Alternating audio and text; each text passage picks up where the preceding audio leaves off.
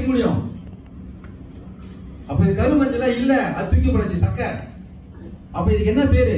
பயோஃபிளேவனோன் சொல்லுவாங்க, மெக்பாக்சி ஃபிளேவன் சொல்லுவாங்க. அதுதான் சாப்பிடுறோம். கருமஞ்சள் நம்ம சாப்பிடல, சக்கை தூக்கி போட்டாச்சு. இப்ப கரும்பு இருக்கா இல்லையா?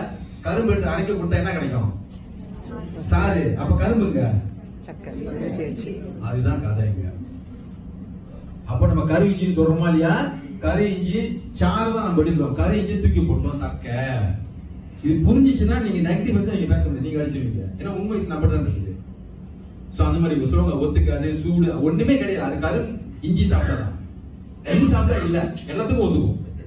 சோ சிம்பிள் ஒரு படம் இது வந்து. சோ அதுதான் வந்து வித்தியாசம். 1க்கு 10. இது நீங்க முக்கியமா தெரிஞ்சுக்கணும். ரெண்டாவது, அது பேரு 2 மாசம் சாப்பிட்டாலும் முதல் விஷயம் எதுக்கு சாப்பிடணும்னா கேன்சர் வராம இருக்க முடிஞ்சு.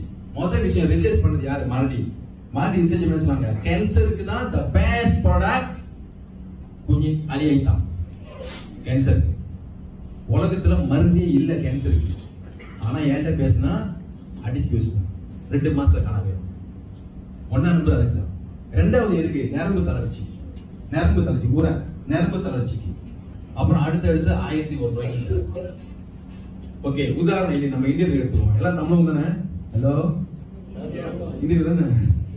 ஓகே, கல்யாணம் ரொம்ப பேர் கல்யாணம் பண்றாங்களா இல்லைங்களா? ஹலோ, கல்யாணம் பண்றோமா இல்லைங்களா? கல்யாணம் பண்றப்ப தாலி கட்டுவாங்களா இல்லையா? அந்த தாலியில என்ன வைப்பாங்க? மஞ்சள் தான் வைப்பாங்க. ஏன் மஞ்சள் வைக்கிறாங்க? கத்திரிக்காய் வைக்கலாம், மிளகாய் வைக்கலாம்,